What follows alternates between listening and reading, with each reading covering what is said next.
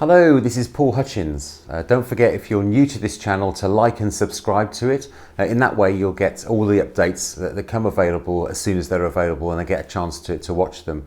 This particular channel has been put together by me to try and add value to you in terms of providing information you might find interesting or you might be able to engage in around sustainability, renewable energy and climate change.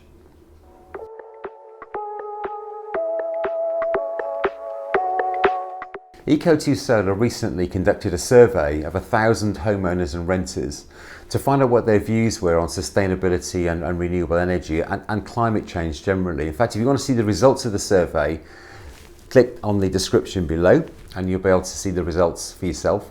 Some of them were really quite interesting actually. So 68% of people, for example, said they are taking some measures within their house to reduce their energy, for example turning lights off or reducing their heating.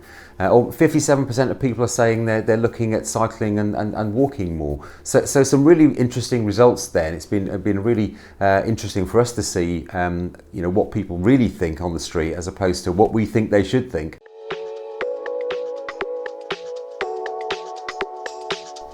There's absolutely tons of information out there, and I think that's part of the problem. There's some good information, there's lots of misinformation, and obviously lots of people's opinions.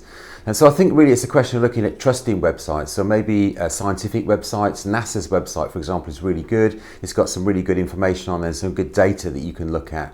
Also, there's specialist websites. So for example, eddy.net or the Solar Trade Association have got really good information on their website about climate change and what you can do about it.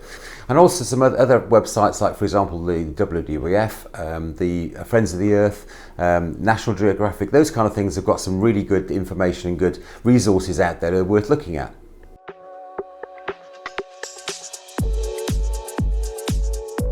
I think we need to look at all of our behaviour, how we use energy, how we travel, how often we travel, and what we eat even, things like, for example, food miles and how our food is prepared.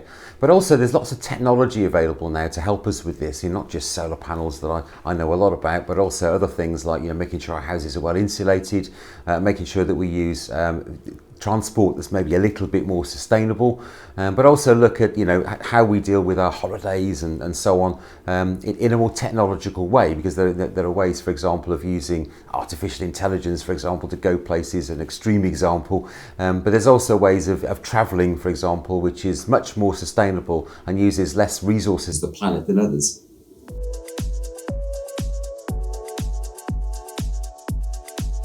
Well, theoretically, I think the UK is in a better place than most countries. So, for example, we're the first country in the world to have introduced a net zero target and put it into legislation. That's in 2050. It's a long time away, but obviously it's quite a challenging target to meet it within that time, and much more than anybody else has done yet.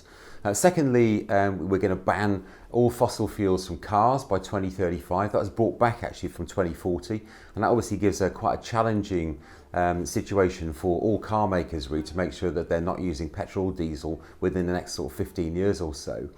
Also, we've introduced what's going to be the future home standard for 2025. So it means finally the building regulations in the UK are catching up with where they should be to take us towards that net zero target. And that means that, for example, there'll be no gas boilers in new homes from 2025, and they'll reduce the energy usage in houses and make them more sustainable by about 75 to 80%.